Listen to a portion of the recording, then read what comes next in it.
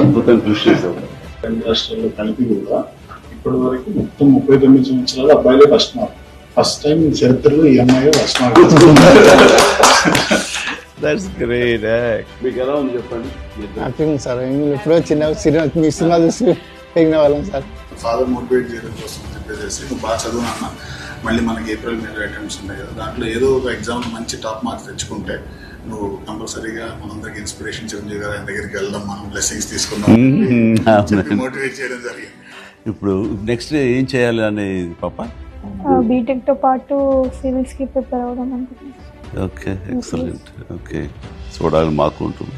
And తల్లిదండ్రులకి నువ్వు గర్వకారణం అవ్వాలి, మీ ఇన్స్టిట్యూట్కి నువ్వు గర్వకారణం అవ్వాలి. ఇదే లక్ష్యంతో మన ఖచ్చితంగా సాధిస్తామన్న దృఢ నమ్మకంతో నువ్వు కఠోర దీక్షగా ఇట్లాగే చేస్తే జరగదంటే ఏది లేదు. నేను అందుకు చిన్న ఎగ్జాంపుల్. నువ్వు చాలా మంచి పని చేస్తున్నావు. ఆడబిడ్డ ఏం చదివిస్తామని అని కాకుండా మంచి ఎడ్యుకేషన్ ఇచ్చారు.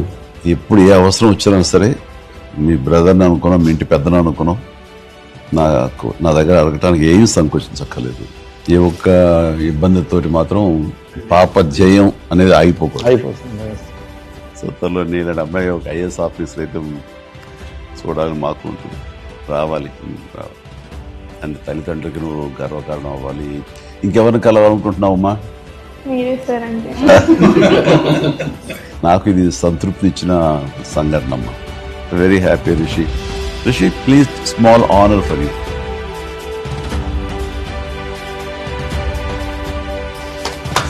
Right.